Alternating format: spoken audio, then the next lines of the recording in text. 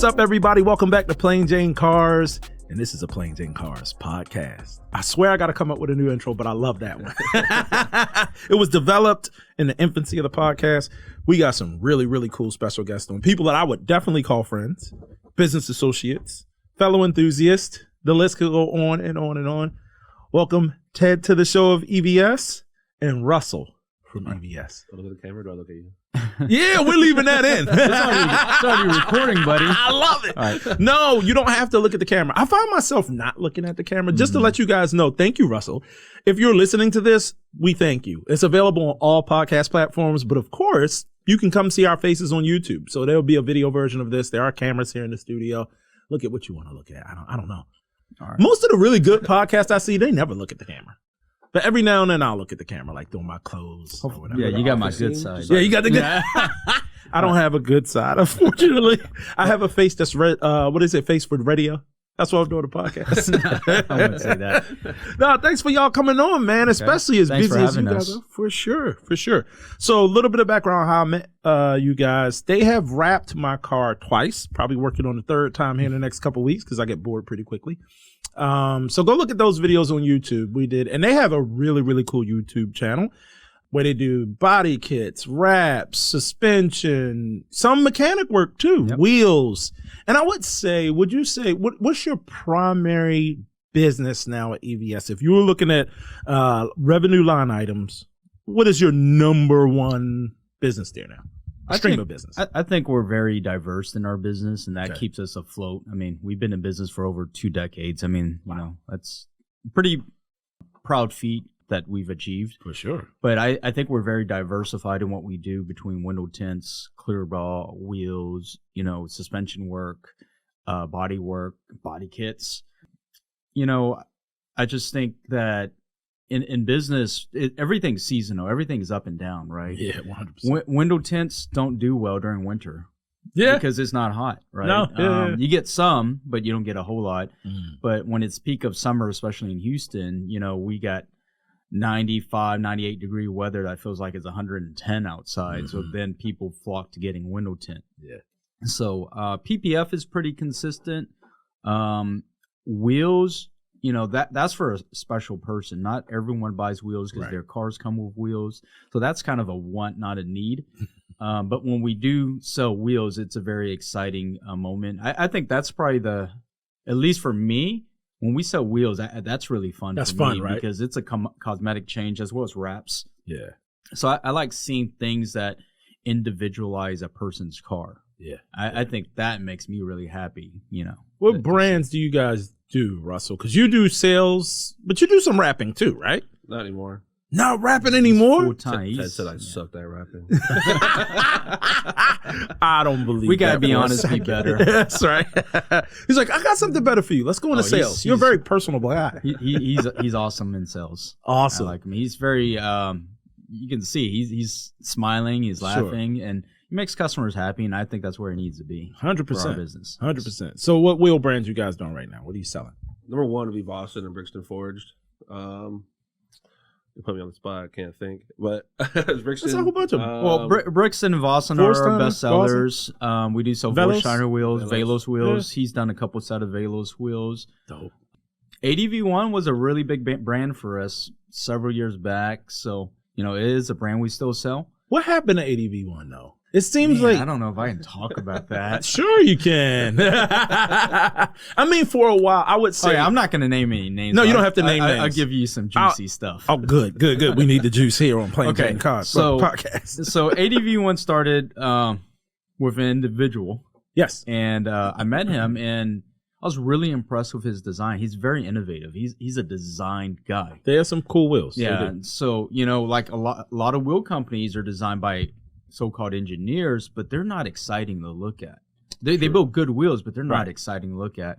I feel like ADV1 was the company that set the standard in concave wheels. Yes. When we heard of concave, 100%. it was ADV1. I agree. So you know about that. When I first came to you, I came to you to buy ADV1s. I was looking at Velos and ADV1. 100%. This is 6 years ago, probably. Yeah. And it's a great story. So, you know, when I first met him, he and we're going to bring cars into this because Sure. we look at cars as some sort of standard of what people do. Yeah. So, he had a used 06 CLS 55 at the time. Yeah. Great car at the Sure. time. Everyone would want one. Yep. This is back then. Super cool. So, and he had this in 2009. He had like a UCLS, nice car, not like the newest, latest, greatest stuff. But because I saw the wheels on that car, oh my God, it shocked me. I'm like, dude, I've never seen anything like this. I was used to HRE being like the best of the best, right. At the time. So I had a Porsche Panamera at the time, and I ordered the wheels from them, and I found out they were like, so this is back in 2009. The wheels were about $9,000 to $10,000. That's a lot of money back then. $18,000 wheel now. Yeah, correct. 17,000 You're easily. right. That is about right. Yeah. So I ordered the wheel for my own personal car, never thinking that I would sell a lot of them, just because I was like, this is a crazy price point, Yeah. But as you know, some guys, when they like something, they just buy it, right? Yep. Whether it's watches, cars, or whatever, they'll pinch their pennies to get what they want. For sure. That's a car guy's life. Yeah, it's a car guy's Russell knows it well. He's got like a $60,000-$80,000 engine in his CTS. Yeah, so literally. Worth more than a car. So anyway, customers started coming by. They started seeing these wheels. And next thing you know, by 2015, we were the largest volume retail store selling ADV1s. We were doing probably, retail-wise, probably between $2 and $2.5 million every year in those wheels. That's huge. Yeah. And that's where it peaks. Okay. So what happens is the owner of ADV1, he started getting so much cash. I mean, by the end of his career at ADV1, I mean, he was buying the latest and greatest, the Aventadors, McLarens, like new, not used anymore. He's ordering dealerships, paying. He goes cash from the for new CLS cars. 55 to like specking his car. Correct. I mean, I saw his growth. It was impressive. We don't know the backstory until recently, but you just see it. He wrote in Richard Mille watches. Like we're talking about $130,000 watches at that time. Wow. So those watches are probably 200,000 plus now. Yeah, easy. So but I felt confident he made money because I was selling wheels. Yes. We were selling left and right all day long. I mean, 99% of Houston was supplied with ADV1 wheels through EVS motors. So what happened was, because he had so much cash, but growing up he was poor, he didn't have credit. Ooh. So he lived a lot off of cash. So he decided it was a smart move to buy all these CNC machines, because before ADV1 was subletting out their CNC work, and it's a very common thing in the wheel industry. I would say 90% sublet their CNC machine cutting out the wheels through larger mass-produced manufacturers. Yeah. Very few companies exist that cut their own wheels. Yeah, correct. So he all of a sudden went from no CNC machines to having like 6 CNC machines paid cash.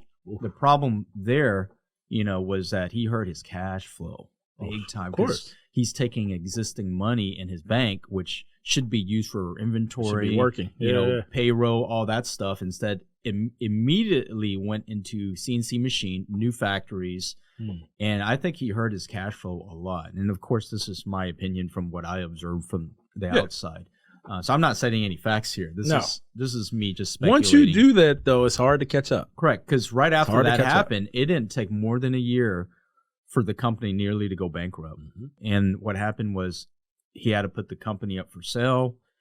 Luckily, he had a very big investor that bought into him. Yeah, that investor turned out to be the Cisneros Group. It's a family from Venezuela. They own the Momo Group. Okay. Momo Wheels. Yeah. So they own 90% of the wheel industry. They own Momo, CCW. They own Ford Star, ADV1 now. Weld Wheels. Really? Yeah. I didn't know that. Yeah. So they own quite a bit. So they own the company now. But our wheel sales from ADV1 ever since 15 or 16 just is never recovered.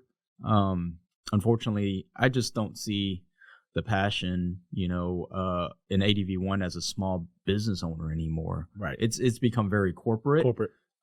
They make good wheels, but it's just I think passion drives a lot of things. Especially, well, it drives everything, really, right? Yeah. I don't want to make a foolish statement. I mean, there's McDonald's.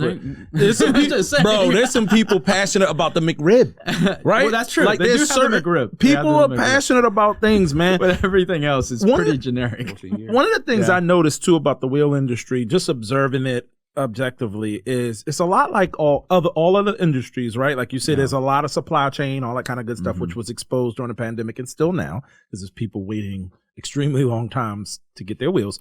But beyond that, a big part of what wheels is marketing.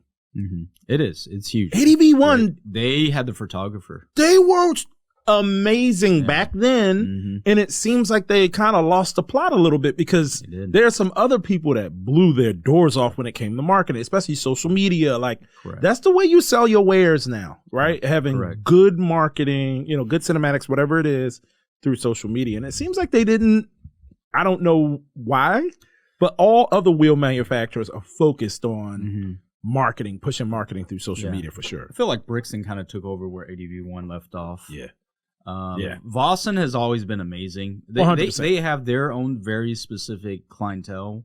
I think Vossen clients like that really clean design, very consistent. The customer service is amazing. People going after ADV1, which are, to me, going after Brixton now, are looking for more details. Agree. You got I would say, like, Brixton's the richer meal customer. Vossen would be the Philippe Patek customer. I agree. So they both have their niches, which is great. Yeah, and it's great for us because it doesn't cross compete each other. No, you can carry both lines, and if you want somebody to want something a little bit more kind of gaudy, for lack of a better term, like we have that wheel. A lot of carbon fiber wheels. I think we're the largest volume carbon fiber wheel dealer for Brixton right now. All the sets we've been selling are over $20,000. We've sold, just this year, we sold 3 sets, I think. Really? Yeah. I mean, 3 sets isn't a lot, but 3 sets is a lot of 20 grand a pop. Yeah, it is. Holy moly. I saw a set that you guys put on, I think it was going on the SF90. I can't remember. It was like a set of 21s. Yeah. Oh, that was the F8, right? Oh, maybe it was an F8. Yeah. They were definitely for Ferrari. I maybe forget. Those wheels are crazy, but they were like 17 grand, I think. They're about 20. Was it 20? No, 20. No, they're 20,000. God. I saw this brand AL13, and I think I texted you as soon as I saw they came. I don't know if Dimag or I don't know who's making the barrel, but somebody's now making a forged carbon barrel. And if you know me, I love forged carbon. Forged carbon. I know Dimag makes all the carbon barrels. Right. I'm not sure if they're doing the forged carbon. Now. Yeah, I don't know. I need to reach out to AL13 just out of curiosity, because that is so cool to me. It looks so amazing. Yeah. So what else do you guys have going on? We talked a little bit about wheels. Let's talk about wraps for a second. Okay. It seems like there's been an evolution when it comes to wraps, in my opinion. I think so, too. From my perspective, right? Tell me you guys' perspective on it. I think at one time it was kind of like what are you wrapping your car for? You're putting a sticker on it. PPF was okay, but wrapping it a color was not okay. And now people are wrapping hypercars. Yeah. It has zero stigma now. Maybe not zero stigma, but much less than it did even 5 or 6 years ago. Correct. I think what's happening is we're getting a lot higher quality film. I think film, and then this industry has becoming more mature, if that makes any sense. So you are getting better installers. I'm not saying every installer is good, but I'm saying you're starting to get Sean. Shout out to Sean. Sean's doing great. Sure. Sean worked for EVS Motor. He's doing amazing at our shop, and part of installers like him is enabling people to feel confident to stick to wraps even on hypercars. So I have a Lamborghini Revelto coming out at the end of the year, and already in my mind is I'm thinking about wrapping the car. Are you serious? Yeah. And you wrapped your ST. Well, not technically it is a wrap. It's stealth PPF, right? Correct, I mean, it's just wrap, right? You changed the finish of the car immediately. Correct. Yes. You're nuts. So brand new STL. First thing it does, let's wrap it. But it makes sense for your business, and it looks better actually. Yeah. So I just feel like people are confident if they have a good installer. But I would say more than half the installers out there are kind of average. So what happens with the bad stigma is when they get a cheap wrap, is they start seeing the corners lift up, or they'll just see things raggedy and wrinkly, and seamed in many places, like a trunk that needs to be one piece or being done in two pieces because it's convenient. But I also don't blame the installer, because sometimes the consumer is like, hey, my budget is $2,500. They're like, well, I can't do that. No. But sometimes they're too afraid to turn away the business. They take the job You and need just to do work. it the cheap route. That's right. And ends up being a bad experience for both parties. So it's a double-edged sword there. You know, the best way is to try to maintain a standard, but, you know, that's hard to do in America when it's so competitive. It is competitive. I was going to say, it seems like almost everybody and their uncle knows somebody that wraps in their garage, right? Correct, yeah. And you can That's get the pretty much it, material relatively easy. I know some people like Inozetek and that try to make sure that like certified as Star Wars are the only one. It's smart of them because it's hyper smart. It wouldn't make that brand look really bad if just anyone got a hold of it. I love it. Because it's hard. It is hard. It's really hard. And I think other brands could learn to, I mean, the horse is out of the barn for them, but the 3Ms, and it would make sense for them if they develop like new line, because Inozetek they have good material, right? They have good vinyl, but they're good at social media. They're very good. They understand marketing. Yeah. Because anybody can produce the film that they're producing. Correct. But they figured out how to capture. They do these limited releases, and that's they really get neat. Yeah, it's smart. It even right? gets us hyped into it. Does like Celestial Unicorn. I think we bought more rows than anybody shop. else. We had right? like 6 rows or something. That's so amazing. we actually still have 1 row. We have one. Are you left. serious? Yeah. So if you want Celestial Unicorn, hit up hit up Russell. Hit up Russell, our salesperson at EVS, to get a Celestial Unicorn, and you can look like the M4, the RX-7, RS6. Dan's car. I'm trying to think of Model X. The Model X. That's right. I forgot about the Model X. Yeah. So we did quite a bit of those. Awesome. So yeah, I would say we're resident experts of Celestial Unicorns, or all the color shifting colors from Inozetek. We just did Spectrum. anti-social club. That's right. Spectrum. That's right. That was on a Model Y, right? That was on a Y. Yeah. I saw the video on YouTube. I'm a faithful follower. I'm sorry, Russell. Were you gonna say something? No. Okay, my bad. That color's pretty cool. It is pretty cool, actually. Yeah. Looking at the customer's expression that day when they picked it up, oh my God. I mean, that makes it worth our job. You know, it's making people happy. And that color definitely is a shock. Because it was their first time ever wrapping a car. Like, it's different to wrap a car for you because you have experience in that. Yeah. But for someone that had just like a regular, you know, Teslas are like iPhones. They're everywhere. Yeah, everywhere. So when you personalize them, it's a really big change. It is. So he just probably felt like he spent $1 million when he saw that car. Yeah. So that was a nice feeling. Interesting for me. I've been around cars a long time, customized a lot of cars, and I was a paint guy. I'm a little older, so I was always of the opinion of there's nothing that's ever going to beat a wonderful paint. You know what I mean? My brother he sprays Valspar, but we grew up with house colors, all that kind of stuff, right? Like, you know, 4 layers, 5 layers, gold base layer, 3 coats of clear, wet sanding and buffing, all that kind of stuff. So when I met you, I was thinking more about wheels, and then I knew Sean from the BMW kind of always admired how he wrapped his cars. I'm like, man, and he was like so hyper focused that it was almost a little bit like this dude's kind of nuts.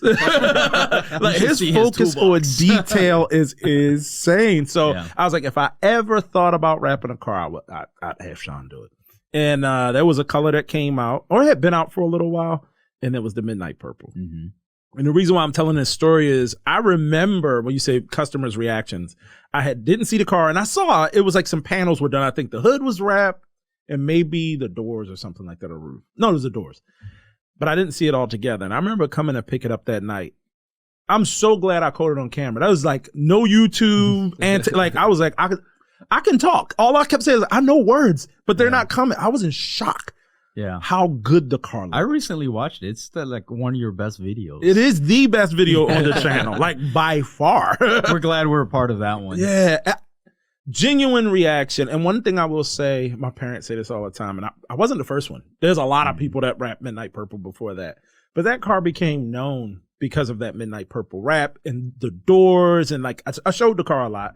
And I remember going to a show. It was not the first show, but maybe the second time I showed it. And there was another shop that wraps in Houston. I didn't know they had a wrap shop. They're crawling all over the car. I'm like, you know, these guys are pretty interested in the car, right? We're just sitting there. And they came to me. They're like, this is yours, right? I said, yeah. They're like, who wrapped it? It was on the tag. I still had the EVS. It's the EVS, right? He's like, how much did you pay? I said, well, I don't discuss that, right? Their prices, they share their prices. That's not, you know what I mean? I'm like, I'm not sure what they would charge. A lot. I was like, no seams. And he was like, you had to pay top dollar. I was like, why would you say that? He's like, there are no seams. Like, cause they touched the car twice, which I'm not the guy that says, hey buddy, don't touch the car. But I was like, what are you doing? But I saw him like under the bumper. They're like looking for seams, and they admitted it, like, oh, we're a wrap shop, blah, blah, blah, blah, blah. Like, we just wrapped a car, a BMW, same car. Mm-hmm. And like, how long did they take? I was like, I don't know. Yeah, they did. So anyway, I'm saying all that to say, what you said, material makes a difference, right? You know, going with Inozetek, 3M, all those different people. But the installer is like 80% of it. Yep. Mm-hmm. And I learned that because I only worked with y'all, right? So I didn't know. I didn't have like a bad experience with somebody before or anything like that. But then the same thing happened when we did it Celestial Unicorn. I put it in the show, and the judges walked over and they were like, there's no way. That was paint. They kept saying, they were like, we know it's not paint. The one guy was like, I know it's not paint. He's like, but how did they get it? Like, he's like, there's no way. I'm like, they do their thing, man. They do their thing. So I agree with you. There's a lot about who you pick to deal with. And one thing if you didn't listen to the previous episode, please go back and listen to it. But one of the things we were talking about is, people are willing to negotiate on prices and stuff like that. I think it's important to wait. Wait, save, and get good quality stuff. Because you'll wind up having to get it redone anyway, and paying twice. You'll probably pay less if you just wait and get it done by the right people. That's kind of my opinion anyway.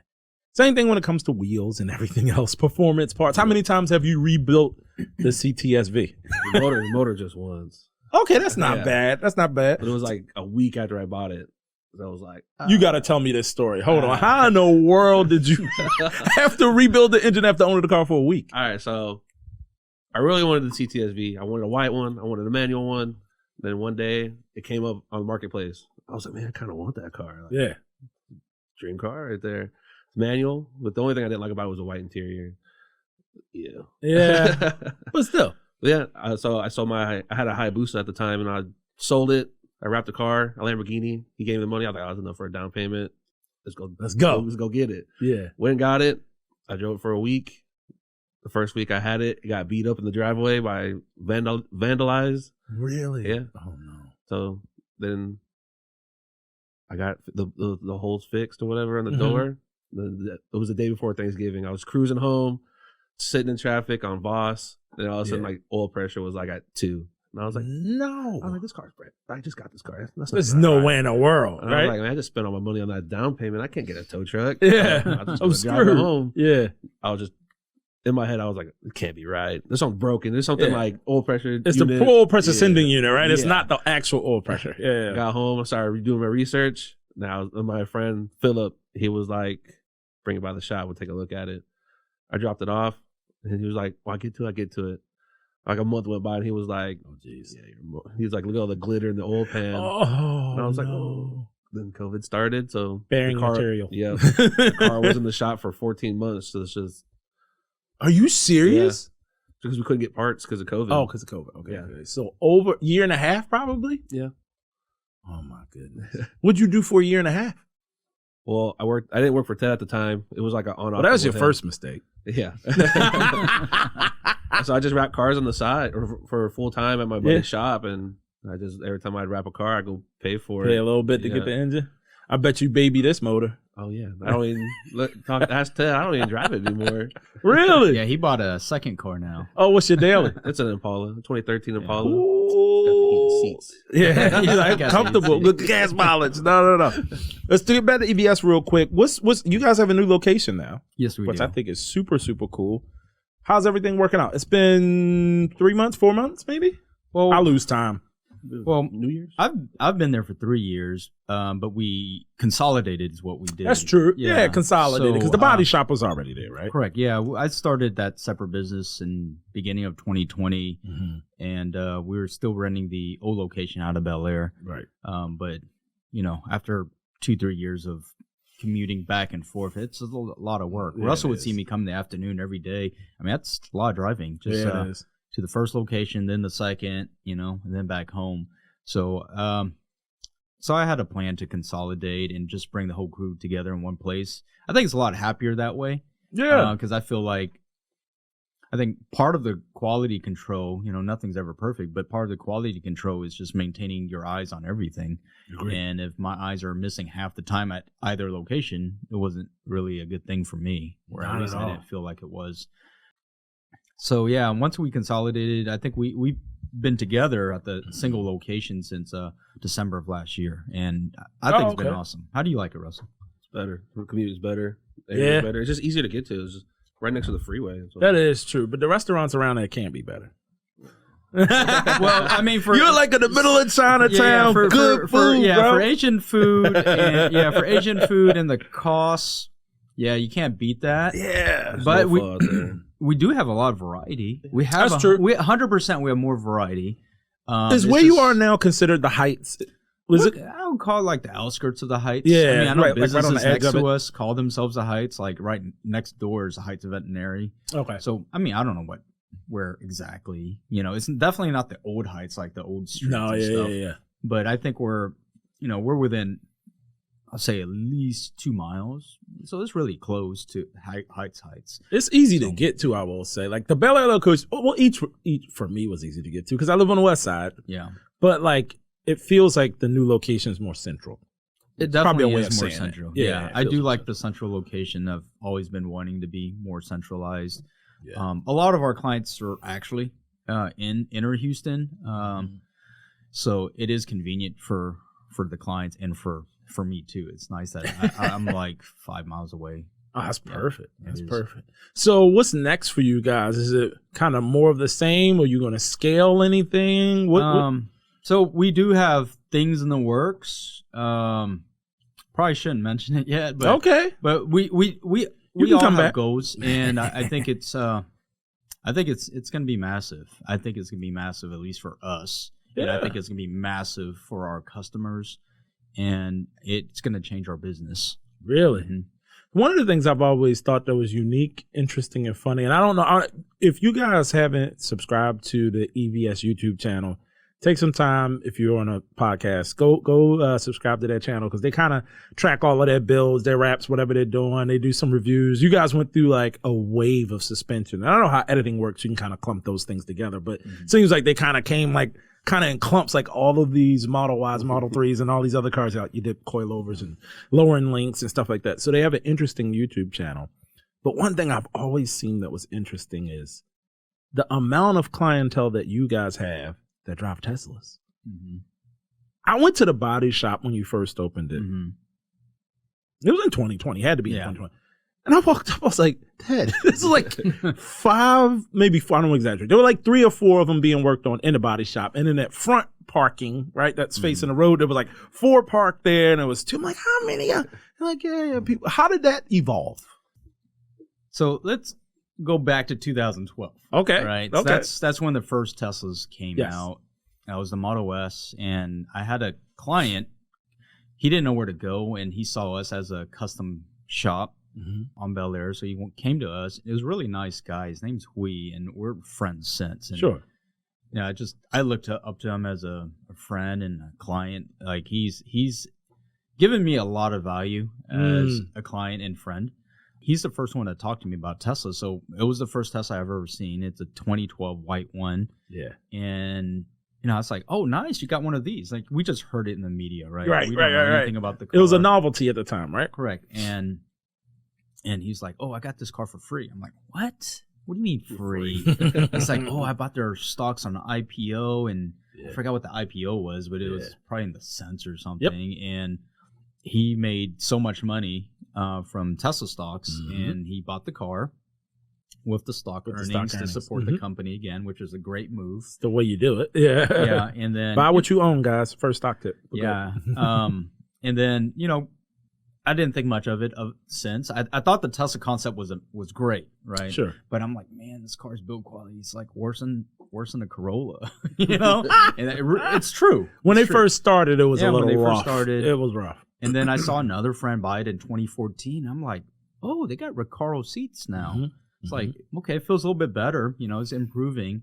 And my daily beater at the time, which I called my free car because I drove I think I had a F-150 or F-250 at that time. And gas, at least every week I was pouring about $100. Okay, so they had this special in 2013 for a Nissan Leaf, $199 a month, no money down. Oh, too easy.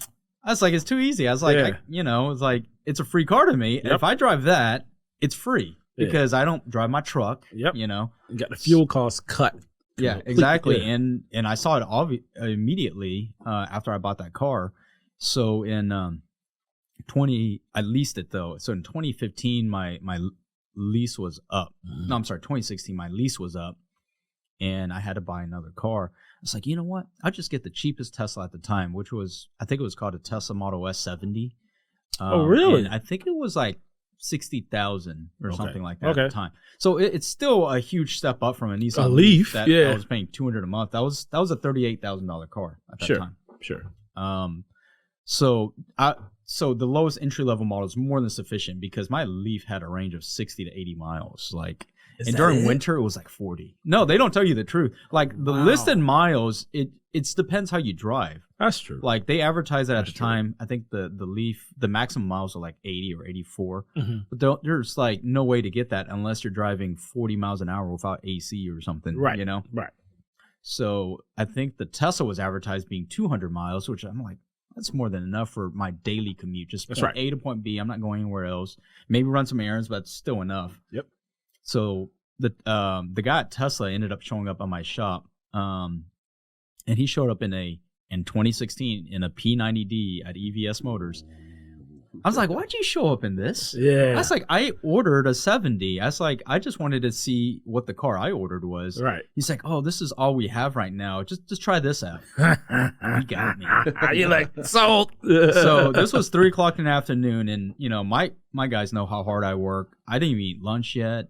You know, I'm in the back. I wrench too. At least back then I did. I wrench too. Still does. Yeah, and I still help around. So I'm not afraid to get my hands dirty, help, you know, our clients get out the door. So 3:00, I'm hungry, a little lightheaded to be honest. Yep. And he brought a P90D. So I was like, all right, let's get this over with. Test drove the car. Man, I did a dead stop launch. I swear to God, I was blacking out. Like, I can see I was blacking out, and I was like, I just had to stop the car in the middle of the road. I was like, I can't do this. Yeah. And then I was like, but you know what? Change my order. I want a P90D. I want a P90D. So best salesperson ever. Yeah. So that car, I think at the time did 0-60 in 2.5 seconds or 2.6. Right. Yeah. Which that's impressive. Crazy. 2016. It's hypercar land. Yeah. So ever since I bought that car, that's when the business changed, in my opinion. Really? Yeah. So I started vouching for Teslas. I started doing events. I gave free test drives. Like I had like a Tesla ambassador. Conquest. Yeah, pretty much. Yeah. So after doing these test drives from my shop, I accumulated so much referral points. So what Tesla does, this is smart. This is super smart. They have back in the day they had this thing called the referral program. They still do, but it rewards differently now. Back then they would reward you with prizes. You refer, 2 customers, you might get a gym bag that says Tesla or something. Yeah. You refer like a dozen, you might get a free Tesla ride-on car, which I got for my daughter. So a little electric ride-on car, and that looks like my car. But I referred so many. I got 2 signature power walls that Tesla sells. Those are about $7,000 a piece. I got 2 of those for free, which is really nice. I use them to this day. Cool. And then my electric bill cuts in half, if not 80%, depending on the time of the year. Sure. So my house runs off batteries. Batteries. And then I have the free electricity plan that charges it at night for free. And then the next day it runs for free again. So it's really nice. I have free nighttime electricity, and during the day I run mostly for free. On battery. Yeah. When the climate's mild. Right. You got to run AC. A little different. Yeah. So yeah, ever since I got the Tesla, I had a strong belief. Even as a car guy, I've got plenty more gas cars than I do electric. So don't take this as I'm a green car lover or, I'm just for the environment or something like that. It's not. I'm a car enthusiast. Yep. But I recognize that this makes sense for 99% of the population. 100%. Because most people, even though we're car guys, we're very impractical. But most people are practical. This is the reason why smartphones exist. This is the reason why iPhones took over BlackBerries. Yes. Convenience overrules over anything else. If something is convenient, people will use it. If it's inconvenient, only a select few will use it. That's right. So ever since that, I just believed in Tesla's mission of, pushing technology and getting people to buy them, because at the end of the day, I mean, the human race needs to move forward, not just stay the same. I agree with that. So granted, I still have gas cars. I would still buy gas cars as long as they exist. But I do really feel the future of cars has to be all electric, because it just makes perfect sense. I mean, there's no reason for people to go pour at dirty gas stations, and especially women that run the risk of getting harassed, getting robbed, things like that. Like my wife does not miss any gas cars, so she's a very practical person, and I think most women are. So people fall in love with these cars. They realize how convenient their life is with an electric car. It's just, imagine yourself without a smartphone. Like, how do you do anything? How do you check your bank account? How do you check your emails? How do you get on Facebook? I mean, hey man, I'll get back on Facebook to read your messages after work. Yeah, like, what? No, I'm just saying, just like even text messages, none of that stuff would exist without smartphones. Sure. So, the Tesla, I didn't realize how convenient it was until I had mine in 2016. I saw customers' cars, but it wasn't until you owned one.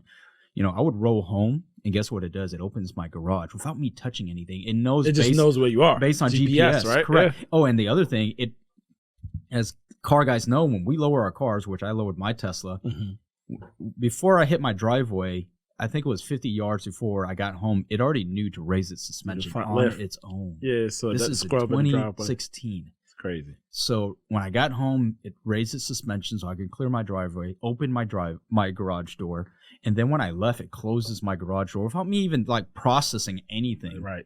The other convenient thing is, you don't ever have to lock, unlock, start your cars in a Tesla. They just do all of that by itself. Hard. That's pretty There's cool. All these little, things that it does. It's just like, damn, my life is easy driving this car. They made it like a smartphone. Yeah, correct. It's really like how a smartphone. I'll tell people, I say all the time, I'm now to the point with my phone that I feel like I can get further without my car keys than I can without my phone. You know what I mean? Like if you lose something, like the last thing I want to lose now, it used to be wallet was number one, right? Wallet and keys. Now my wallet's kind of like, it's all in my phone. The only thing I really have in my wallet that I need is my driver's license. Like that's the only thing. Everything else, Apple Pay, all my credit cards and stuff on that. I don't really need a wallet anymore, which is crazy. I was in that situation, I think a week or two ago, where my friends asked me to meet up, and I forgot my wallet. And right when I got there, I was like, "Oh my god, this is embarrassing! I got all these friends here. I don't want," and they're like high school friends. Yeah, and I want to, we haven't seen each other in a while. I was like, "Hey man, can I borrow some money? Yeah, give me some cash." But luckily, I went to the bar and where you pay, and I was like, "Hey, do you guys take Apple Pay?" And they did. Yeah. So man, I was like, because I didn't forget my phone though. That's what I'm saying. Yeah. You can make it further without a wallet. A couple years ago, you wouldn't say that. Now you touched on a few different cars. So you touched on the Teslas, which I think is still interesting and unique for EVS, because you guys have the Tesla market cornered when it comes to modifying Teslas. But what do you have in the garage right now? We got to hear a little bit about Russell's cars. Impala SS and a CTSV. Fast boy. I should have introduced Russell as a fast boy. He is a fast boy. He loves fast racing. Boy. But what's in your garage right now? Well, I actually just sold 2 cars because I'm preparing for some incoming stuff. Yeah. So I had a Huracan STO, just sold it 2 weeks ago. Had a 2023 Land Rover Defender, sold that 2 weeks ago. I picked up a Brabus G550 4x4, which, man, I love that car. They are so It's awesome. Cool. It's got a lot of character. It's the most unnecessary car on the road. But it's so cool. Yeah, it's definitely cool. I like it more than I expected, to be honest. Yeah. And it's got enough drama for me. And I like cars with some drama. And, it's just character. Right. Character in terms. Brabus does that. Yeah, it definitely. And a 4x4. Yeah, a 4x4 without a Brabus kit is nuts. Yeah. But a 4x4 with a Brabus kit is like, oh my goodness. Tires are huge on that thing. Yeah. What is it? 38s maybe? 40s. I got 40-inch tires my on the Brazos. Goodness, Yeah. dude, that's insane. That's So- insane. So what I like about that is it's exotic in its own way, being an Mhm. SUV. Mhm. So it probably pulls as much attention as a Lamborghini Aventador can. Sure. But you know, Sure. in a practical form, somewhat practical, where I can still You can drive kind it of every use day. it. You can kind of use it The only thing is I can't enter most garages at all. because it's about 8 feet tall. I would say it's got to be 8 feet tall. Yeah, it's about 8 feet tall. 40-inch tires, Yeah. dude. That's crazy. Yeah, you need to come by and check that out sometime. I will. I definitely will. Yeah.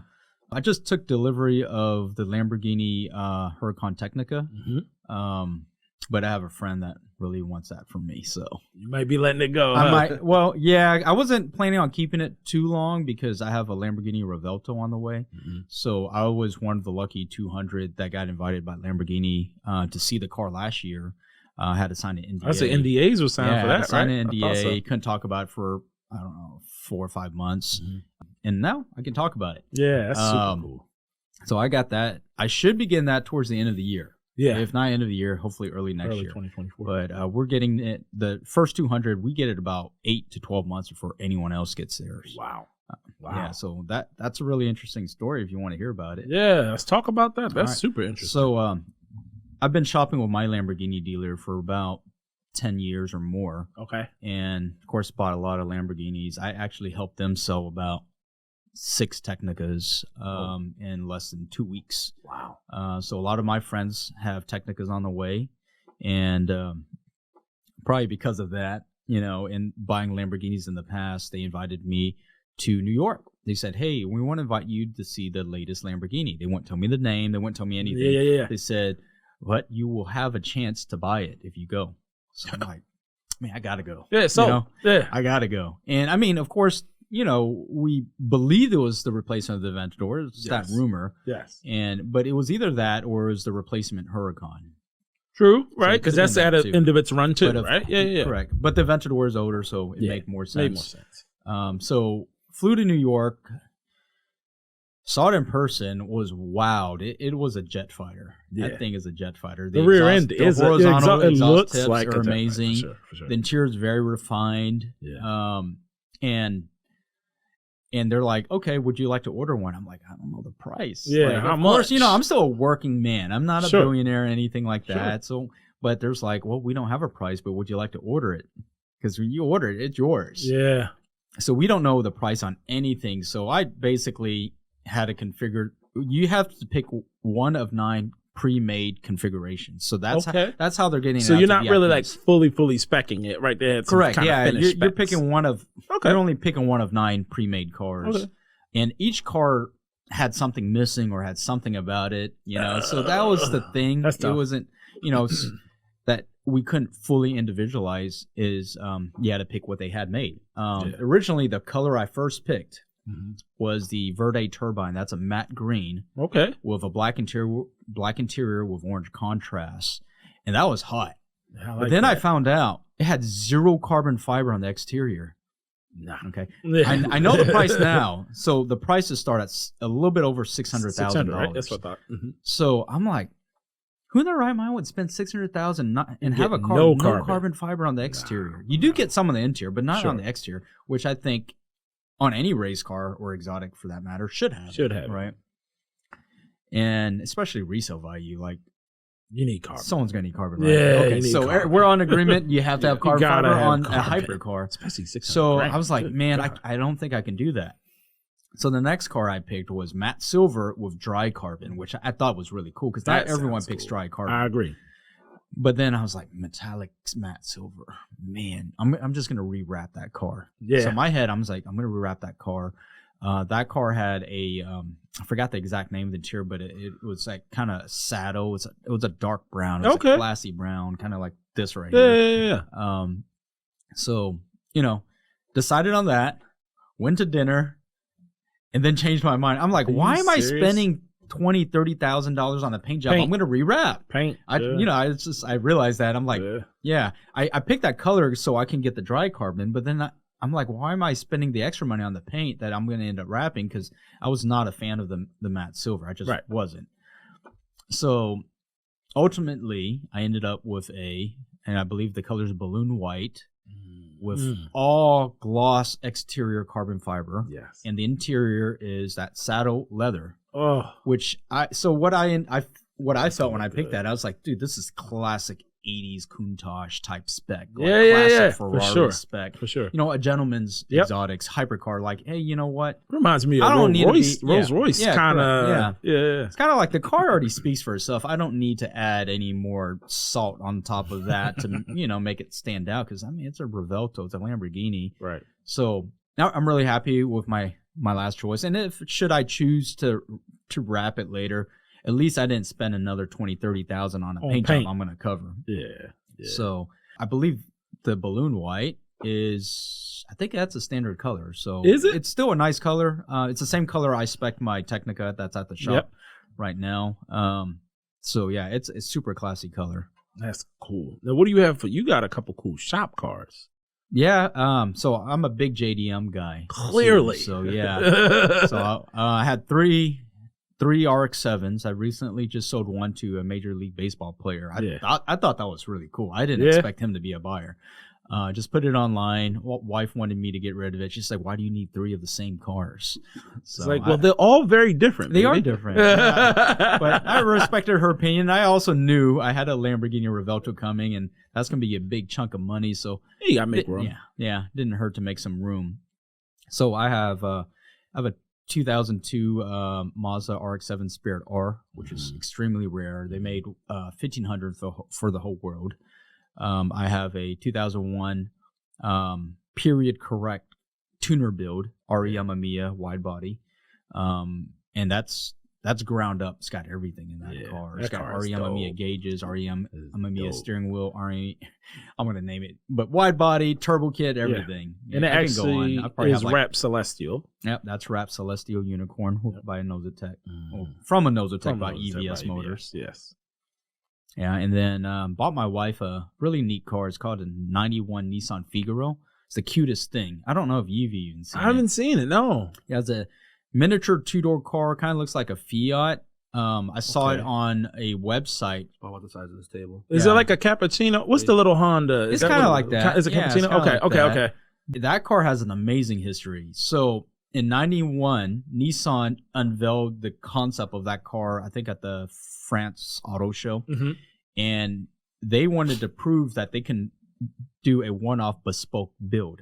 It's basically a design, how would you say it? It's to test their abilities of doing one-off cars and proving a point that they can really design cars. Okay. When you look at it, it's the most beautiful compact type K car. When I first saw it online on a website for sale, I thought it was Italian or French. Really? I think anyone would think that today. It doesn't. That's what I thought. Yeah. It's not giving Nissan. No. Oh, heck no. It's not giving any Nissan at all. Wow. When you look at it, you're thinking check it out. Fiat, somewhat mini, and you also think it's built in the 50s. Like everyone that's ever pulled me over in it or asked about the car, it's like, is this car from the 50s? What model year is it? It's a 91. 91. I know you said I can remember. 91. So interesting. The crazy part is you've got all the somewhat modern tech of the 90s with a look from the 50s. I think it might be the first retro built car by any manufacturer. I think they beat Mini Cooper to it. I can't think of another car before 91 that was a retro look. That had retro. Yeah. Yeah, like so I actually think that could be one of the 91. First. No, I can't think it because the 2000s is late 90s, early 2000s is when they started doing those retro cars. Yeah. So I think it could be the first retro built new car from any car manufacturer. Yeah. So yeah, that car is super cute. I mean, it's 63 horsepower. It's not a lot of power, really, but it's definitely a city car. It's turbocharged. So it's peppy on inside roads. It's right. On the freeway, not so much. I think its limits is probably 50. I mean, 55 comfortably. If you go over to 65, 70, then the RPM starts going to 4,000 to 5,000. Screaming, right? It's doable, but not the maybe most for not long. Yeah, that's funny. Anything else in the shop, or those all the shop cars? Yeah, just the Brabus G550. Oh yeah, I just picked up a 2023 GR Corolla Morizo edition. Really? I've got a hilarious story about Corollas. I bought 3 of them within a span of 1 month. A month and a half, maybe. Are you serious? Yeah, so I didn't know that was them. Well, I guess people are getting them now, but I didn't think there were that many of them in Houston. There's 3 models. There's a Corolla GR Corolla Core, and then one called Circuit Edition, and one called the Marizo. The Marizo, they made only 200 in the whole U.S., so that one's an extremely rare one. Okay. I kind of got in this car. I'm gonna give Sean credit for this. Sean kept telling me when he first heard the announcement. Was it last year? Yeah. I think it was last year. Kept talking about it. I was making fun of it. Yep. You know, I so was about it too. I was like, that's gonna be the coolest car ever. For real. so I'm gonna admit I was kind of dogging the car. Really? But then the more I looked at it, it's like, but here's what got me on the car. It's the way it's made. It's a handmade Toyota. To me, I thought I was looking at kind of like a Honda Civic Type R, just you know, like a sub line from the Civic, and we'll put some goodies in it. But the time and care that Toyota took into building this car is what makes it special. Not the specs on the car. No. It's the way Toyota did it. They didn't just take a chassis, throw on suspension, throw on wheels. They took the chassis, sent it to be hand assembled. They literally hand glued it. They add I think 50%, 70% more adhesive bonding to make the chassis more stiffer. There's 150 more weld spot welds, which make it stronger too. Yep. Don't quote me on the numbers. I know it's a lot more. I don't know but they made a better car. Correct. Engine's hand built. And of course the color that it has, the one I got, is smoke, which is a matte metallic gray. And that's just not a Toyota thing to do. No. You know, the hand-built part, the custom color, and especially being signed off by the CEO on the Marizo edition, that's a pretty big deal. Oh, and it comes with cup tires, just like a Porsche GT3 RS. No way. On a Corolla. Cup tires. Cup 2? It's Cup 2s on a Corolla. and that's actually shocking. Okay, and here's another car guy thing. The car comes with a wide-body kit. That's true.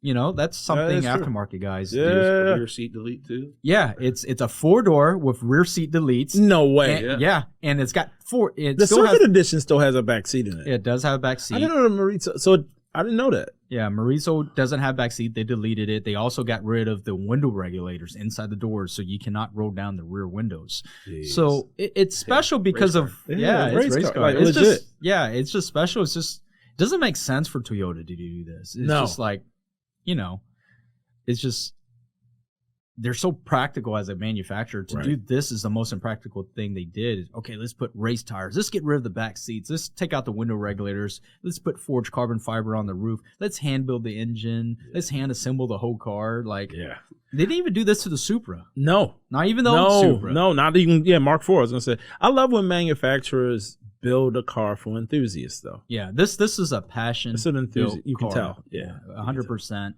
And for a 3-cylinder, I'm shocked that it actually sounds decent. It sounds pretty cool. Sounds way better than a 4-cylinder. Way better. 4-cylinders are raspy and stuff. Yes. This is, I don't know how they do it. It's deep. It's throaty. It's throaty and deep. Those odd cylinder, because the 5-cylinder, I guess it's Audi. I always call it Volkswagen. Yep. Mm-hmm. They have an interesting sound to me too. It's like a baby Lamborghini. Yeah. It has that same tone as the V10. Not as loud, not as barky, but I haven't heard one of the 3-cylinders yet. I stopped by the shop, man. It's been too definitely. Long. So I think that's really cool of them to go outside of their comfort zone and just really do something for the enthusiasts. And I'll let you drive it. You're gonna like it a lot. At the end of the day, I'm broke. I can't drive that thing. At the end of the day, you're just gonna be shocked that this thing is even called a Corolla. Really? I'm telling you, it feels like you're in a Porsche Cayman. Not even just a regular Cayman. I'm talking about a GT4 RS. The notchiness of the shifter, the noises that it makes. It's just no sound deadening. It's a race car. It's a race car. Yeah, that's super cool, man. It's really cool too. Yeah, I think it looks really cool and fun. I'm glad you guys came on. This is dope. Did you feel like an hour just went by? Yeah. It just flew. I did. I say this all the time on the podcast now. It's so cool to have people willing to come up because, people know Charles. We're like, what the heck is Charles doing with a podcast? What's the whole angle here, bro? I think it's just great. This. Yeah. Pretty cool. Just this. Cool conversations, man. The car culture, the community. Yeah. It's always a good thing when someone tries to bring people together. So thank you for that, Charles. That's what I'm trying to do, as you can see. And if you guys if you want to, go and look at the YouTube channel, look at some of the faces, and they all look so different, but we have so much in common. It's shocking how much we have in common and a passion for cars. And we got to have you guys back, especially you, Ted, because me and Ted love watches. Yeah, we love time for that. Bourbon. Yeah, bourbon, yes. And we love good steak, good food. Yeah. I like to cook. I know you like to eat. Russell. I just had some A5 yesterday. Did you really? Yeah. It's just some of my favorite, man. Good beef is just, so good. Yeah. So good. Well, I'm heading to Japan soon, so.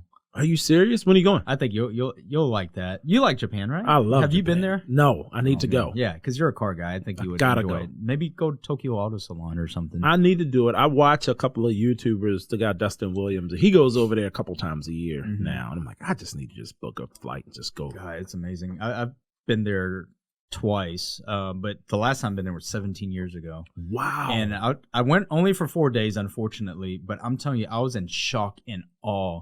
Like, I've been around the world. I've been to Maldives, Bora Bora. I've been, obviously Mexico. I've been to a lot of places, but everywhere is still a little bit of being Western, if you know what I mean. 100%. I know what you mean. Like, I've been to Hong Kong. Yep. I'm like, okay, this is New York City, but all Asians. That's it. It's New York. Like, That's it. It's dirty. It stinks. Yep. They're rude. Yeah. You know?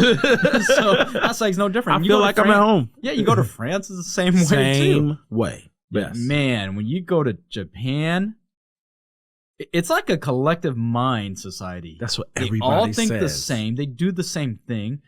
But you like it because they follow rules. Yes. Like everybody moves together. Everybody 100%. does things the right way, the same way. right way. It's clean. Like, Yep. they just orderly. Yeah. When My buddies that went, they're like, bro, they my tell mom you the was same thing. long- like he was like, it's just like everything happens a certain way. Everything, he said, the whole society runs like a train. Yeah.